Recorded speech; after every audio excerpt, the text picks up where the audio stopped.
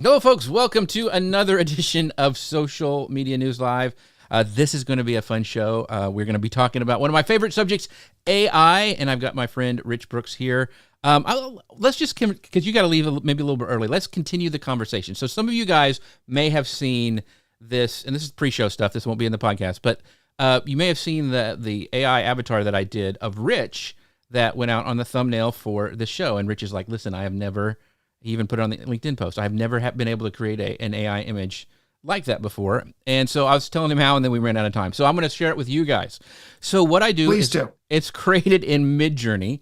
And what I do is I get it as close as I can. I just use Rich sent me one of his headshots. And so what I was able to do was I uploaded that into Midjourney. They have a new web-based editor, which is really, really cool. And there's 3 types of image references you can do. There's just a regular image reference, there's a character reference, and there's a style reference. So with that image of Rich, I actually did it as a image reference. I kind of go back and forth between the character reference or the image reference, whichever one works the best. And then I get it as close as I can. So the picture of the guy, they're working with a clipboard. I got it. It was like Rich, but not really. And I get it as close as I can. And that individual image actually was kind of cropped pretty tight. And I find with the face swapping software I use, the further out I get, the more love it gives me. So I pulled back with it, which you can do that now inside of Midjourney. You can zoom back, and I zoom back, and then I use a face swapping software. I think it's called Pixa AI. I'll drop it in the show notes. And I face swapped it with the original image that Rich had sent me. It's actually, you do it inside of Discord. It's one of those old school kind of things, but it works really well. It's the best one I have used. So that's how I got that image. So, because my mom was wondering how you captured my dimple, because AI always seems to blur over my dimples, and my mom is really upset. She's writing a letter to OpenAI right now. It's just not pretty. It did. I was really impressed. I mean, and that was my first, because usually sometimes I have to kind of mess with it in Photoshop. Sometimes it'll get some eyes funky, but if you get a good profile shot from somebody, then you're able to do that. So it was able to jump right in. So we've already got I'll play around with that. Yeah, we've got some of our friends already showing up. We've got the amazing AI maestro himself. Dustin Stout is here, trying to pull it up. And for some reason, my it's not pulling up my comments. There it is. Very, very small. Just going a little slow. And then Jim Few says, hello, gentlemen. Is that Rich or AI Rich? Yeah, that's true. Who Jim, knows? it is really me. Yeah. Yes. And our friend Ask Ralph is here as well. So we've got all sorts of people showing up in the house. We've got Megan Powers, too. We've got Chris Stone from Cast Ahead. Goes, the more love the face swapping software gives you, the better. That's true. And I'm supposed he wants me to turn off the dimple remover function in the AI Underlord. So that is really cool. Yeah. So that's how we do it. I wanted to tell you guys at the beginning. So right now, I'm going to go ahead and start the actual official podcast. Hit go on the podcast machine, and we will get started. Hello, folks. Welcome to Social Media News Live. I'm Jeff C., and you're not. And this is the show that keeps you up to date on what's happening in the world of social media and so much more. Have you ever wondered how to seamlessly integrate AI into your marketing without losing your personal touch? Maybe you're curious about how AI can help you refine your content and make it more impactful. Or maybe you're looking for practical ways to improve your website and reach the right audience. If those questions resonate, well, you are in the right place. This week, we're excited to welcome someone who's mastered the art of blending creativity and technology. Rich Brooks, founder of Flight New Media, will be sharing his insights, workflows, and go-to strategies for using AI in content creation and website optimization. So sit back, clear your schedule, clear your mind to get ready for this week's episode of Social Media News Live. Rich, how you doing today, my friend? I'm doing great. What an energetic intro. I'm just trying to match your level of excellent excitement right now. Well, I'm excited to have you here. I was on Rich's podcast not very long ago, and we talked about some AI workflows, kind of the image-based stuff. So I don't know if that's come out yet, but when it comes out, go check it out, because it was a great deep dive into image creation over on Agents of Change podcast. But if you don't know Rich, he is a founder and president of Flight New Media, a digital agency in Portland, Maine, that's been in business for over 27 years, so he knows what he's talking about. He is a nationally recognized speaker on entrepreneurship, digital marketing, and social media. So he founded the Agents of Change, an annual conference and weekly podcast that focuses on search, social, and mobile marketing, and he's also the author of The Lead Machine, the small business guide to digital marketing. It's a popular and well-received book that helps entrepreneurs and marketers reach more of their ideal customers online. You need to go check out that book. You need to check out Rich's podcast because he is the man. He's been around for a while, and he knows what he's talking about. So I'm excited to dive into this with you today, Rich. Well, I'm excited to be here. I always love coming on your show, and I always learn something new from you every time. So, Well, we'll see if that happens today because you're on the spot. I want to know your workflows. But we're just gonna jump right into it because I want to talk about we're kind of going into really what's practical for AI workflows at this current time and yeah. using AI for content creation. When we were talking about this show, you were telling me a little bit about your process, and I wanted to kind of dive into that because you were specifically talking about kind of writing, and I wanted to know how AI has transformed your approach to like researching topics before you even start, crafting that article or whatever you're putting out. Yeah, and it's a great question because I guess it was a year and a half ago that I went to MACON, the marketing AI conference that they have every year in Cleveland. And I think the first year for me was just like opened my mind to, oh my God, look at all the amazing things that can happen and all these promises of 10xing your output and your workflow and everything like that. Um, and it was exciting and it was fun. But when I went back this year, I was more interested in like really how do you implement it into your workflow? Because I found that I was using it only like probably 1/10 of what it could be. I had experimented a little bit. One of the experiments that I ran is we internally at Flight decided that we needed to have an article explaining Google Tag Manager, GTM. Mm-hmm. And I said, you know what, let me take this one. I'm just going to write on it. It's not my area of expertise. I barely conceptually understand it, because I've moved away from the day-to-day stuff and the hands-on analytic stuff. I just like looking at the final product. I used AI to train it to speak like me. And we can go into to that one. Mm-hmm. And then I had it write out an article or write out a framework. And then I basically had it write the article. Like in this experience, I was like, I wanted to do most of the heavy lifting for me. I think I went back and forth between ChatGPT and Claude, asking it to continually improve it. And I got a final version. I handed it off to my team. They said 90% of it was accurate in terms of what it said. Mm-hmm. They did complain about how many metaphors the Right. the fake Rich Brooks used. And I love using metaphors. It's literally a joke in our office. Like I'm always explaining things by using some other thing. And when I trained it in my writing, and then I reinforced the personalized GPT that I like to use metaphors, like every sentence was a metaphor. I took out before I handed it off to them like 40% of those, and they still complained that it was just way too much in terms of metaphors. They weren't consistent all this sort of stuff. Right. We published it, after it had gone through our regular editorial process. I think it's probably been one of our least successful blog posts in the history of the company, quite honestly. I don't know if it's a topic. I don't know if it's just that, like AI writing or whatever.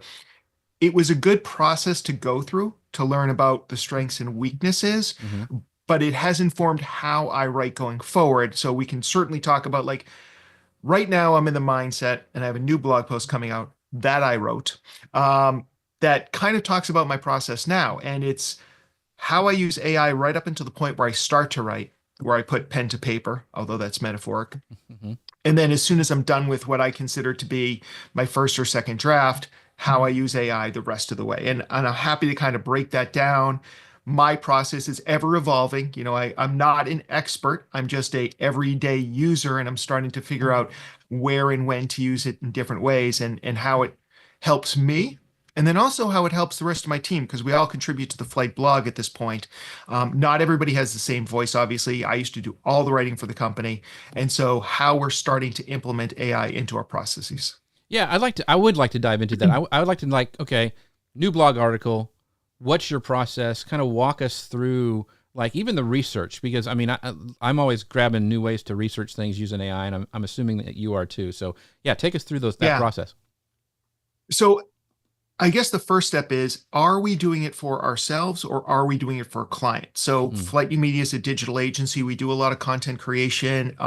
We're big in SEO. So we do a lot of blog posts for our clients who don't have the time or the expertise to write blog posts for themselves. So if it's me and it's a topic I know about, usually where I'll start is I've created some buyer personas in ChatGPT, and I use ChatGPT the most, but I will sometimes play around with some other tools. But I would basically pull our buyer personas. And for us, it's usually our best work or our favorite type of work is when we're working with either the owners of small to medium-sized businesses or the head of marketing for these groups.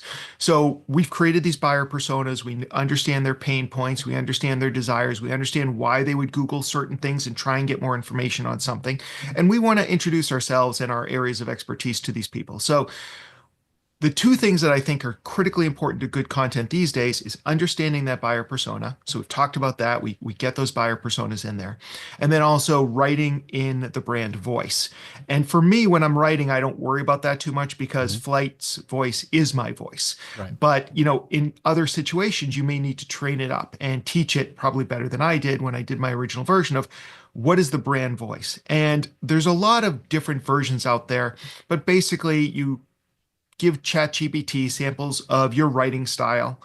Some people believe that you should give it different styles of writing, like here's some of my blog posts, and here's some of my email newsletters, and here's a chapter from a book I wrote. And then you can also go to Facebook or LinkedIn and gather your last year or two of social media posts from those different platforms, and then also upload those to ChatGPT to train it in your voice. Some people like to get all of those styles together in one Hmm. custom GPT. Other people prefer to have specialized ones, like in my case, the Rich Brooks. It's like the Rich Brooks's email style, the Rich Brooks's social media style, the Rich Brooks's blog post style, and so on. So Gotcha. I would recommend, just like you use different you try different things in Midjourney to get different results, or just to see what's the best one in this case. I would recommend doing the same. Maybe having a GPT that has been trained on all your writing styles, and then other ones that are more niche, like email or script writing or videos, whatever it may be. So using those two things together, the brand voice and the idea or the buyer persona, that's when I get to work. If it's something that I know a lot about, like SEO or entrepreneurship or what have you, or I know how to write it, but what I'll usually do is so I don't need to do as much research in these cases. So Hmm. I'm probably just going to start to want to write. So what I'll often do is ask GPT to create a framework around the topic. What are the things that I should be talking about, keeping in mind this buyer persona, keeping in mind this brand voice? And ChatGPT will do a pretty good job of outlining everything that it recommends that I put in here. And I think this is one of the best things that you can use AI for because humans are not great at seeing what we don't think about. Right. So it would be very common, like if I was going to write about AI, I might not think about like the ethical considerations of using AI on a blog post or something like that. So it will often include things, usually trained on other blog posts that are similar, um, to kind of pull in these ideas. I also might use it if, you know, one of the things that helps us keep our blog posts human Hmm. and more difficult to replicate from AI is by pulling in expert quotes. So if I was going to write a Oh, blog that's a good post, idea. say, on AI image generation, I might say to ChatGPT, who are some of the experts in this field? Who are some of the luminaries? And of course, Jeff's name is going to come up. So it says Jeff C, you know, it gives me information. Now I can just reach out to Jeff C, so that's not a big deal. But in other cases, it might be somebody I don't know. Hmm. So it might tell me, here's your link, here's their LinkedIn bio, here's this, here's that. And then I could do some outreach. And most people are more than happy to give a quote because it just means a link back to their website anyways. So I might get 3 to 5 quotes from experts that I could pull in as well. I might also ask it, you know, how do I get out of like the regular way of writing this blog post? Like I might say, you know, for this article on, and we'll stick with AI image generation. Hmm. For this article on AI image generation, what are some of the topics or themes that the most popular blogs haven't been talking about? So I've already Hmm. got the framework, but now I'm asking it to kind of think outside the box, even though that's a phrase I absolutely hate. And it may pull back some things. Or I could ask, and some of these ideas, I've seen these prompts from the people I follow, like Andy Crestodina, where it might be like, what are some of the most controversial beliefs that are held about AI image generation? What are some of the things that the leaders in this industry don't want you to know? So asking these kind of questions can often generate some new ideas that will really separate you from everybody else. And that's really important from an SEO standpoint as well, in my opinion, besides just a uh, uh, user perspective, because Google is not going to rank the 400th article on AI image generation that's just like the previous 399. So you need to have a fresh perspective, you need to have a fresh voice, and you need to find something that other people haven't talked about yet. That's why bringing in those expert quotes is good, and that's why also like this perspective. AI is really good on ideation, and it might help you find that one little thread or idea that most of the big blogs out there haven't really tackled or shying away from, that you can bring in something like that as well. So, quick question on when you're pulling in those quotes from people. Do you actually because it can make stuff up, like it will. And one of the reasons I like to use Perplexity is I can go really easy and find those, go and find the actual sources. So do you send it off to your team to make sure that those quotes are right, or do you do it while you're in the process of writing the article? How does that usually work to make sure that those expert quotes are really accurate? That's a great question, and I'm glad you asked it because to clarify, if it said Jeff C. and even had like some quotes from you, I wouldn't use that. I would actually reach out to you, Okay. and I would say, I'm writing a blog post on this topic. I'd love to include you. Do you have a quote on maybe one of these couple of topics? And the reason is, first of all, I don't want something that you've already used before. I want something fresh, maybe a different take on something. And then also, I would never use a quote. I shouldn't say never, but it would be unlikely in my writing that I would use a quote without permission. So I'd want, and this is again, as we think about how do you make connections online, how do you find the right people, how do you build your tribe? Like this is just a great opportunity. I'm telling Jeff, hey, look, I've identified you as one of the leaders, thought leaders in this industry. Can I get a quote from you? I'll link back to your website or whatever you want me to. That's just a positive thing. Jeff's going to Yes. look at me, whether he knows me or not, in a more positive light, and he might then start checking out some of my stuff. And this is building relationships online 101. So that's how I would approach it. So I might do things like that, bring in some of that fresh content, get the framework so I know exactly what I want to write. And I might also, because I said like we always, for every blog post we write, both internally and externally, we always do some keyword research first. And keyword research, if you don't have a tool like Ahrefs or Moz or one of these Hmm. paid tools that an agency like mine is going to have, you can just go to ChatGPT and say, what are some of the most likely keywords that people would search on around the topic of AI image generation? Now, we're not necessarily testing these beliefs, but AI can do a pretty good job based on some of the information that's already out there, some of the searches that have been done, all this other sort of stuff. On what these topics, what these keywords might be. And so very often it will just pull a list of keywords and you can either use your own judgment. Yes, these words make sense to me or they don't make sense to me. And so I'll drop them off. Whenever I'm doing a podcast, I created a podcast assistant GPT. So, on Jeff's episode, which I think is upcoming, although, I've been traveling so much, I've Right. kind of lost track of time here. Um, After I get the transcript from Jeff, I might feed that into ChatGPT and say, what are some of the most likely keywords that we should optimize the show notes for from an SEO standpoint? And it'll provide them for me. And because I've been doing this long enough, I can kind of vet them. In fact, what I'll do is pull all the best keywords out, and then I'll ask it to prioritize those keywords based on the likeliness of search volume. So Mm. that also helps me decide what I should really focus on. If it gives me 10 or 20, what are the top 3 to 5 based on search volume? So those kind of prompts can also help you start to focus some of your stuff. If you are investing in some of these more expensive tools, you can use tools like Ahrefs and Moz to do the actual keyword research to get the actual up to the moment data from Google on what the search volumes are on these. Another tool that I love to use, and we can go into it a little bit more detail, is called Market Muse, which is both good for doing the research, and it's an AI powered tool, good for doing the research, as well as taking current blog posts or web pages on your website and giving you live editing features that tell you from an on-page optimization standpoint what keywords you should be using, how often they should be using based on the top 20 ranking pages for that keyword. So these are also some tools that you can use as well. But upfront, if I'm in a rush, I might just say, what are the most likely keywords? Organize them or prioritize them based on search volume or the ability for me to rank well for these search terms, And then I've got all those pages or all those terms. I usually list them at the top of the page or in a document by the side so I can refer back to them. I've got the framework that ChatGPT has been kind enough to create for me. And that's when I start to write. And it doesn't mean that I'm necessarily going to follow every single header and subheader that ChatGPT lays out for me. Likely I won't. I just see it as, my research assistant at this Hmm. point. So it's like if I was telling an intern or a younger, a newer employee on my team, I need you to do this research for me, he or she would bring that back to me. I've got this, and now I'm going to go to work. And this is where I just turn on my human brain. And just based on if I'm writing for flight, if I'm writing in an area that I feel like I'm already, if not an expert on, that I'm well spoken on.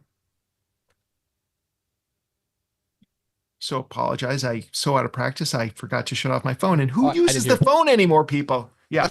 So anyways, so uh where was I? You were Sorry, talking about lost absolute um, control. when you were going through the process and you're writing, it was more natural for you. You used it as a research assistant or an intern kind of Yeah. way. I think at this point it's just like I just sit down and I start writing it and I write it out and I start going, section by section. If I don't think something's Hmm. relevant, I skip over it. You have to use your own judgment. Now, this is different than when we're writing for one of our clients. Like we're writing for a company that does wood fiber insulation. We are not the experts in wood fiber insulation, even though we've been working for 2 years writing blog posts for this company, Right. right? So in that case, we've got our own GPT set up for a buyer Okay. persona for that company. We've got the company voice if they have a brand voice, and if they don't, if we haven't been doing the writing for them, or if we have, again, take samples, get that voice up there. So that's another, we can still get that same framework, get those benefits. But again, I might need to do some additional research using AI as well as traditional search to make sure that I understand the concept, or it's usually my team doing that work, that they understand the concept so they can write that blog post from a place of authority. So that part is a little bit different if you're writing on a topic that you may not be an expert in. Because we had that question in a mastermind was on because somebody was using it and they're trying to use it for clients and they were just going in and saying, just forget, don't add it to my memory when they were, using ChatGPT. So you actually go in for each one of your clients and they have their own specific GPT and then you switch between those when you're writing for those specific clients. Is that way I understand it? Yeah, so you can always go back. So you can always go back to that original thread, and it's only going to remember what's in that thread. So you can start a new thread, and you can, if you do have multiple clients or multiple audiences, whatever it may be, train just that thread rather than doing a custom GPT, because a custom GPT tends to have really short-term memory, Mm-hmm. so it doesn't remember everything that you've done. Um, or actually, it'll continue to build on it. So you want to have just that one thread if you are have multiple clients or whatever the case may be, and you just keep those things separate for sure. And in a perfect world, in the direction that we're heading in is we'll probably in 2025 be setting up clients with their own version of ChatGPT Mm-hmm. and basically sharing that with them. So creating the ICPs, the buyer personas, the ideal customer personas, and the brand voices and having them there. So I'm assuming that the next step for us will be is we'll be basically setting them up on ChatGPT, or could be a different platform, but Right. and then we would go in and they would have all that content. So they could do their own content creation as well as we would be leveraging that as well.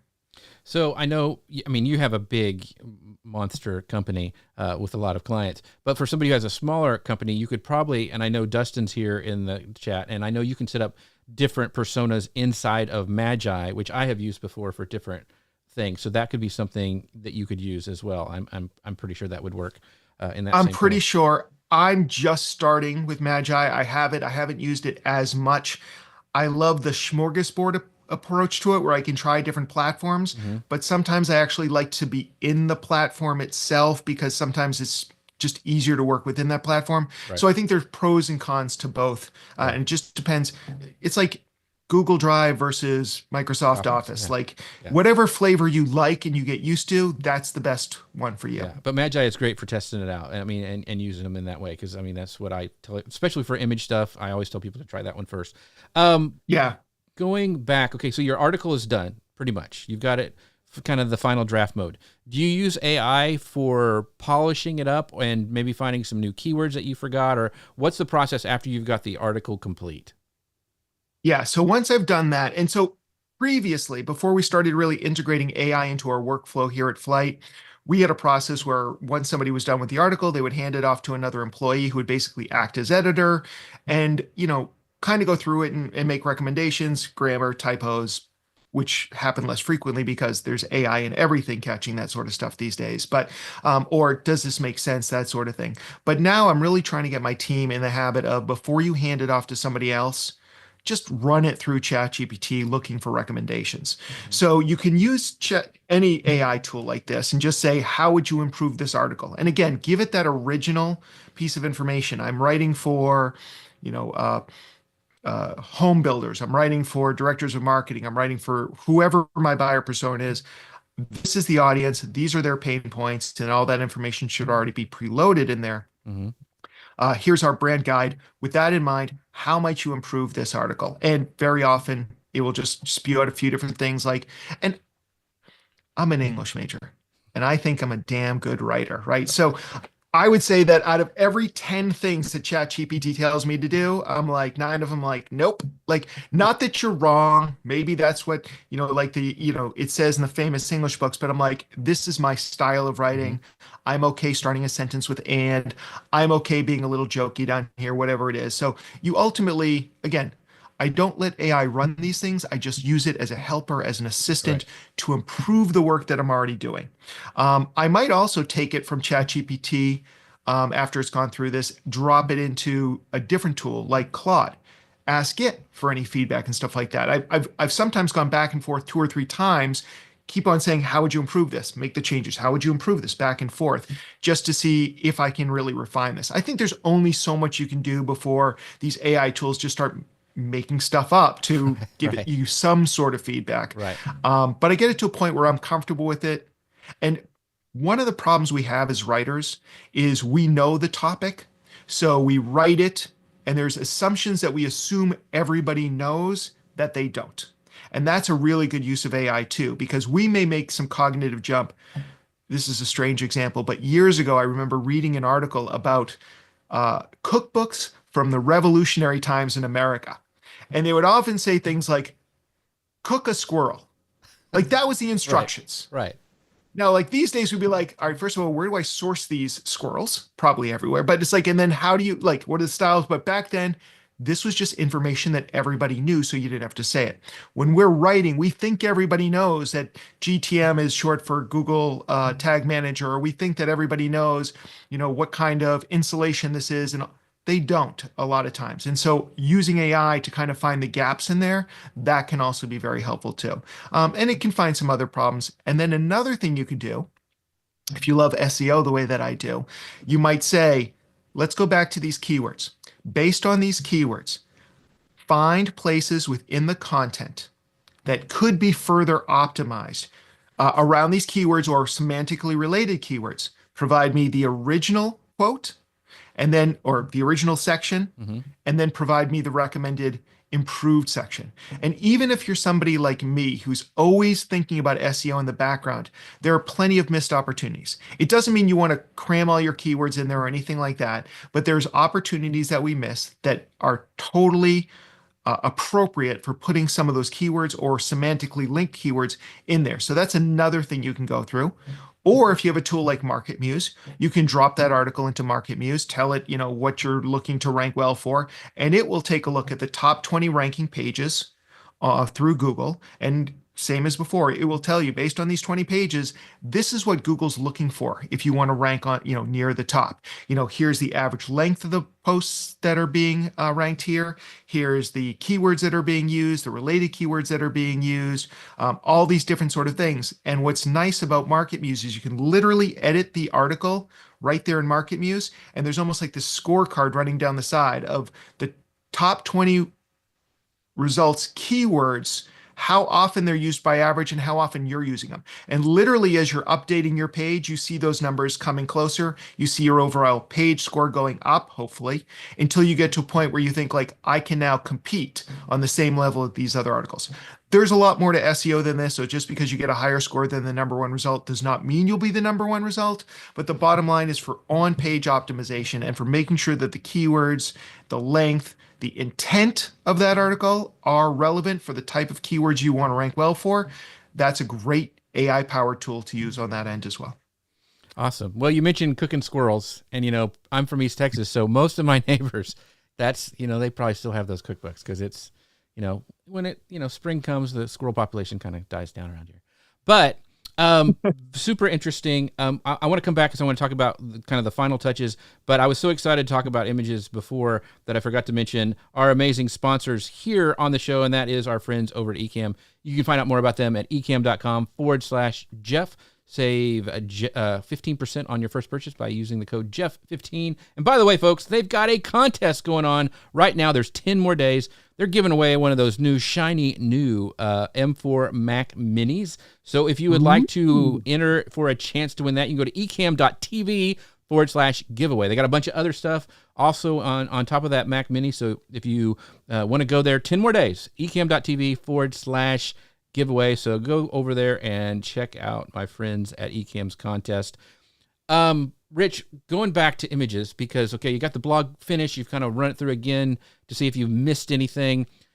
I know you just don't put text, a big old thing of text on your blog. So how do you find the images, and are you using AI image generation to create images for those blog posts, or are you getting stock photos? How are you populating that and make it a little bit more visually interesting for the reader? Great question. So it's a little bit of a mix. So I am not as skilled as you, obviously, when it comes to getting the exact image I want out of AI. And most of the times that I've used AI generated images are on blog posts that are about AI. I tend to use AI images a lot more in my slide decks than I do in my blog posts, but I have used them. I once read that, every screen, as you're thinking about scrolling down a page, every screen should have a visual element to it. So just to keep the reader's interest, because the attention spans are so short. Mm-hmm. So depending on what the topic is, I might use some stock photography for sure. And if I do, I usually go over to, we have an account at Adobe Stock. It used to be something like Dollar Stock Photo. They got Right. bought out. Now it's Adobe Stock. So I will often take images from there. When those images don't match up with my goals, like for example, if I need an image of a backyard barbecue party in Las Vegas, Nevada, which actually came up recently, I couldn't find an image that really worked for me, and I wasn't getting the images out of Midjourney that I wanted. I found a backyard barbecue image that I liked, but it was like pine trees in the back, did not have that Vegas feel. Brought it over, bought the image, or it was under our license, brought it over to Adobe Photoshop. I removed the background of the pine trees and I used their generative fill to basically get the right background Mm-hmm. image, the kind of the Adobe style houses that they have in the Las Vegas neighborhoods, and got that image up there. So that to me was a great use of using AI, even though it was also stock photography. That's cool. In certain situations where I don't need something, where I want just to have something that shows the vibe of something, like in this article that I have coming out that talks about some of what we're talking about today, I decided to break up the blog post into 3 sections. And those sections, it was basically like before the blog post is written, while the blog post is being written, and then after the draft is done. And I used Midjourney to create consistent imagery that just did nothing more than add visual impact to the page in a consistent look and feel. So I basically used the watercolor style imagery of robots or androids doing Right. some of this work, just as a way to visually break up the page a little bit. And then, depending on, we do a lot of stuff where we're teaching people how to do things online. So I also mix that up with a lot of screen shares and things like that. So I'll just use my different tools. Trying to Cool. think. What is it? Snagit is Yeah. a tool that I use almost every 15 minutes in my job, Yeah. taking images and drawing lines so people know how to do the things I want them to be able to accomplish. Something I was just going to tell you real quick for that Midjourney, when you're trying to find that Las Vegas reference, what you can do also is take that stock photo, download it. It's on your library. Then you could upload it to Midjourney and use it a style reference or an image reference on it, and make one based off of that original image if you needed more to do it there. So that's another option. But I loved your generative fill thing. I've used stuff like that in the past. All right, I want to jump because this is fascinating, and Rich, as you can tell, is a fount of information on this subject. He is a great writer. So make sure you do go over to takeflight.com, and that's spelled for you guys listening on the podcast as FLYTE. So takeflight.com and check him out.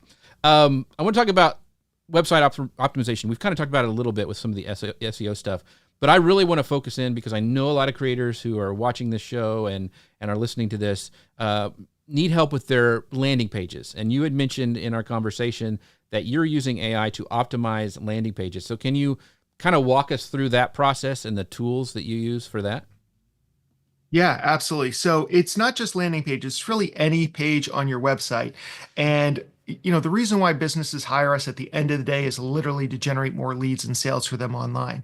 A lot of times those are landing pages. And when I'm talking about landing pages, because different people have different definitions, I'm talking about a page that is not part of your navigation, not part of the sitemap, but the only way to get to this page is through digital ad, like from Google or Facebook, or through some email newsletter or some other campaign where nobody's going to stumble upon this page. We're talking about a page that has one function: get somebody who's interested to provide information or to make a buying decision and move forward.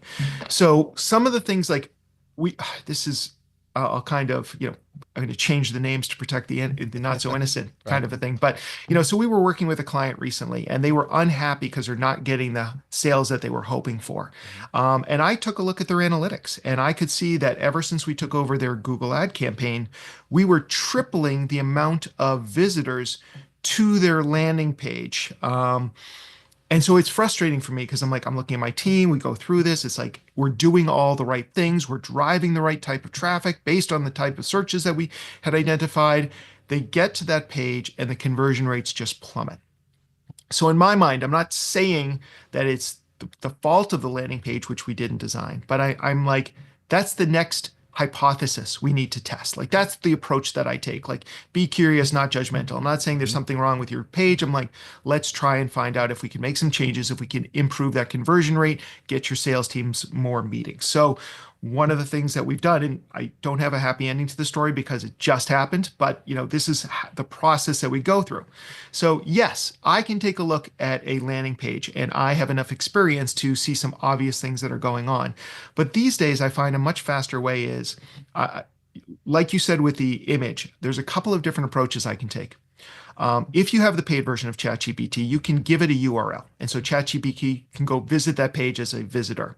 You can also give it the source code of that page as well. And then the third option is to create a PDF of that page. And each way of sharing that page has pros and cons. So for example, there are certain things that won't get picked up if you just send it to the URL. If you give it a PDF of the page and there's a video on that page, or that, something may be hidden until you open up an accordion or something like that, it might miss it as well. So I might recommend trying a different thing, but I basically would in this case, I took a PDF of the page. I already had my list of things that I thought that I'd want to change if this were my page. I upload the PDF to the page. Again, I could give it the URL and I just say, you are a conversion rate optimization expert. So again, that role and goal approach to all prompts, telling it who they are, blowing a little smoke up the skirt, so to speak, because it's like we want it. I don't know why we want it to feel good about itself, but we don't, we want to kind of say that you're the top of this profession. All these things. Sometimes, like if it's a copywriting thing, I may list some of the best known copywriters. You've studied under these kind of people. So it starts to focus their attention on that. I think I'm not inside the black box that is AI, but I think that it starts to say, here are the copywriters that I want you to pay most attention to as you start to think through this. So I might give it some information like that. And then I'll say, you've been hired to improve the conversion rate optimization for this company's landing page that does X, Y, and Z. Here is their ideal client. Here's who's coming to the website. What changes would you recommend? And 13 seconds later, whatever, you have this whole list. And they're not always right. One of the things is that I got from this is there's not any social proof. Well, I knew that there were 5 testimonials on this page. For some reason, ChatGPT didn't pick it up, but this is why we need humans in the mix, at least for now. But it would also give some, one of the times that I did it, it was for a buyer's page on a real estate site. And one of the things I don't know that I would have picked up on is it said, it's very factual, but it doesn't talk about any of the emotional aspects of buying a home to really get people to move. And I'm like, that's really good. Like, I know that, but I didn't Right. pick it up because I had gone through it already. Right. And so then if you're not an expert in these things, or even if you are, you want a second opinion, in that case, I just ask, like, what are some of the factual information that's on the page, list that, and then rewrite it to tug at those heartstrings. And it did it. And even though this is a cold calculating machine, it did a pretty good job about kind of identifying some of those feels that we get when we purchase our first home and Mhm. provide security for our growing family and all these sorts of things that are absolutely That's part of the cool. process. Human beings are irrational creatures. We only pretend that we're rational after our gut has already made the decision. We sit Right. there and we rationalize that decision. I know these things, but I don't think about them 100% of the time. This was Right. an awesome use case, and then I just sat there and I asked, and then I got the language. I still didn't love it. It got me close, and Right. so then I You rewrote it in a massaged way it. that I thought exactly. And so those are some use cases of how you can improve a landing page. And you can do similar things for the rest of your pages as well. And if you happen to not be an expert in these things, you can probably find a white paper or a blog post from somebody you respect and trust who's written this. Yeah. Train up your GPT in that, and then you're off to the races. That's awesome. We got some questions I wanted to bring on before we move to the last section. Um, Dustin asked a question: does ChatGPT actually visit the page directly, or does it perform a web search and search for the page and visit the top matches? I think now, Dustin, and I need to go play, but I thought it went to the sites if they're not turned off. Like you If can't. it's a paid version, right? Yeah. That's another good point. Those two things. If you have the paid version, because I think the free version will not scour the web for you.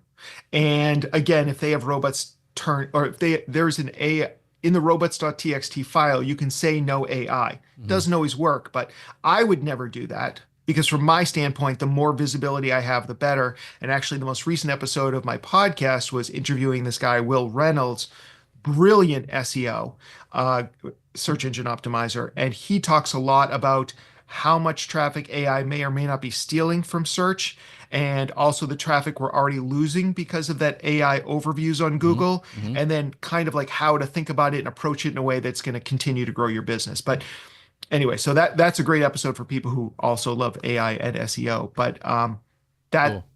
I unless you asked it to please go search the top 10 results, I don't think it's going to be able to do that. It'll just give you that individual page. Yeah, because I mean, like if I go to Amazon to search like a description, if I'm doing a review video, it will not go there. You have to copy and paste the description, but other sites it will follow. In fact, I use it a lot of times Interesting. when I have somebody who's on my show that I know but I don't know that well. I'll plug in all their information and it actually will go and look because I'll say go and follow links of Rich Brooks and find out. I mean, I already knew Rich, but I mean find out stuff about him, things I didn't know, questions to ask that nobody else asked him. That's really helpful to do as well. So one other question we had earlier, and this was about Snagit. She goes, Michelle goes, question for people smarter than me. Why use Snagit? I don't know about that, Michelle, but we'll try. Why use Snagit when we can capture anything on my Mac with screenshots and video recording, and I can edit the image in Adobe? What does Snagit offer? That's a great question. I used to use Snagit. I kind of got away from it, but I had it for a while. Yeah, I some of it just comes down to the Coke versus Pepsi thing. What are you used to? Mm-hmm. Snagit was a tool that was far superior to anything that Mac was doing back in the day. All you could do is take an entire screen capture. Also, Snagit, like some other screen capture tools, can do things like capture, and maybe Mac can do this in the latest version too, can capture an entire web page, not like just piece by piece by piece. Right. It can also do other specific tasks.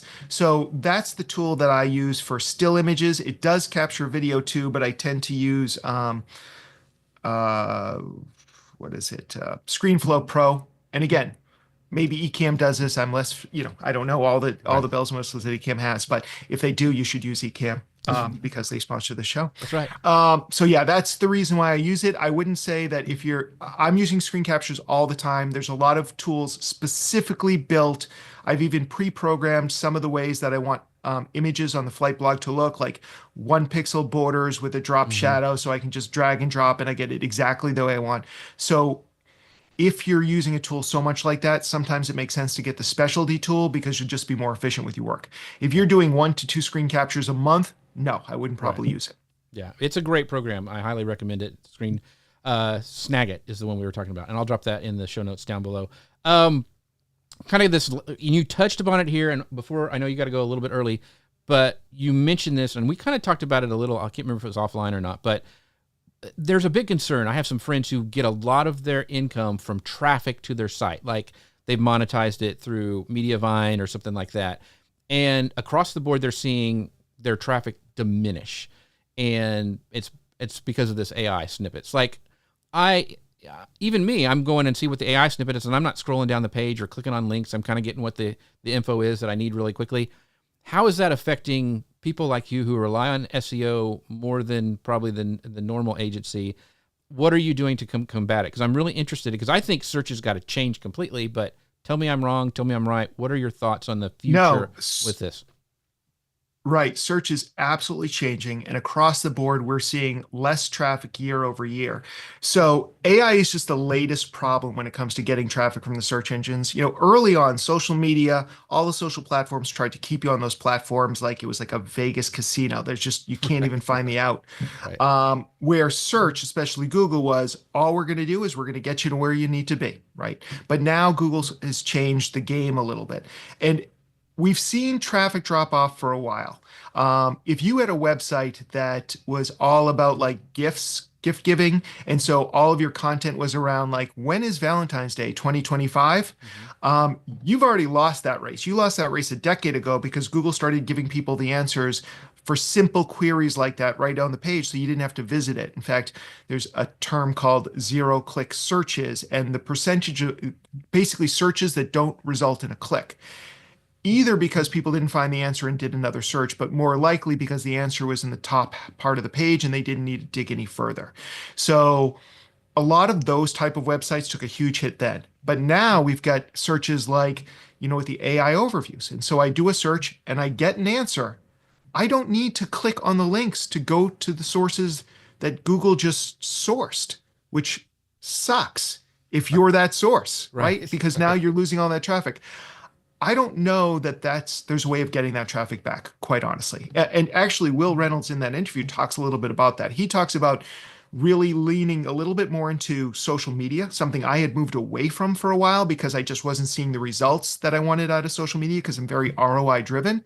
But if you want to get your content if in front of the people who can really enjoy it and benefit from it, you may need to develop those profiles in social media, the following, the audience, and be expecting that a lot of your traffic now, or more higher percentage, is going to come from social and be shared around. The other thing when it comes to search is we need to be thinking more about branded search. Like when people do a search on flight or flight websites or whatever it be, yes, they already know who we are, but the bottom line is that search is more likely to convert for me. So a lot of the searches that are more informational or educational in intent that we used to get a lot of traffic to our website for, those days are over. And it's just, you got to move on. So now the focus is really on optimizing those sales pages or service pages on your website, trying to get there, because when the intent is there, when people, Google knows when somebody's looking to, in my case, hire an SEO company or hire a branding or web design company versus somebody who's just kind of curious about, what does SEO mean? What can I do on my site? These sort of Mm-hmm. things.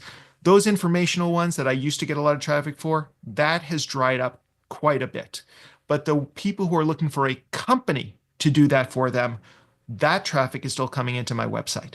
So for us, and this is a similar solution for all of our clients, is one thing is we focus on improving those service pages and making them rank higher. We also focus on a lot of inbound links, so we're seeing more. Part of the thing with AI is raise your online profile so that when somebody says, hey, who's some of the biggest names in image generation, AI image generation? Jeff, your name should be there. So the things that you're doing that's traditional PR or traditional marketing, those are the things that then get you into ChatGPT, get you into Perplexity, that drive traffic to your website. So that is likely the new model for SEO, at least as far as 2025 goes. And I think that's kind of where you want to put a lot of your activity. And the other thing is find the Angie's lists or the Yelps of your industry and consider spending some money there. For us, it's a company called Clutch. So it's interesting. We were planning on advertising there. We're actually moved it to starting advertising there in 2025. But I've actually gotten 2 leads through Clutch in the last month. Now, neither of them have panned out yet, but just the fact that people are going to Google, finding, going to Clutch, because Clutch is like the Yelp or Angie's List of digital agencies, Mm-hmm. that's driving then traffic to my website. And again, if I invest and I advertise so I get to the top of their pages, that's going to drive even more qualified leads. So search will always be part of our lives, but I think you have to adapt to how your prospects and customers are searching. And AI is going to continue to be a bigger and bigger part of that. Wow, Rich, this has been fascinating. Thank you so much for sharing your knowledge. You guys, you got to go check out Rich's his book, his website, his podcast. Check out all those things. Will be in the show the show notes. But Rich, before we wrap up, I want to give a chance for you to push whatever you want to push, whatever you want people to come and follow you on or where at. Just the floor is yours. Okay. I feel like I'm on Hot Ones, but I That's haven't right. had to eat the chicken wings. Not yet. Not yet. So basically, if you are looking for help with your website, your branding, your SEO or social media, you can come visit me at takeflight.com. Check out our podcast. It's the Agents of Change. Jeff's episode is coming up in the next couple of weeks. I know you know Jeff, so you should check it out anyways, but great content there. And if you just want to connect with me, my favorite platform, and boy, does this make me sound old, is LinkedIn. I'm the Rich Brooks there and everywhere else, but just start a conversation. Just do me a favor and tell me you heard me on Jeff's podcast. And that way I'll know that you're a legit person and I should absolutely connect with you. Thank you so much for that. This has been fascinating. Thank you guys so much for watching. Dustin, thank you so much for showing up. And he did put a little note that I didn't have a chance to bring up, that they are updating personas today. So we talked about that kind of at the start of the show about different personas. So go check out Magi. You can actually go to, I've got it right here, magi.co/Jeff to get on board there. But thank you, Dustin, for that. And yes, just like Hot Ones. So thank you guys so much for being here. We will see you guys not next week, because it will be the Thanksgiving weekend, but the week after that. So I hope you have a great time with your family. And with that, thank you, Dustin, Rich, everybody, Michelle. Let's see who else. Oh, Jim, Fuse, Ask Ralph, everybody who showed up. Megan, thank you so much for being here. We wouldn't be able to do the show without you. And thank you for our sponsors, Ecamm. Find out more about them at ecamm.com/Jeff. And with that, we'll see you guys next time. Bye, everybody.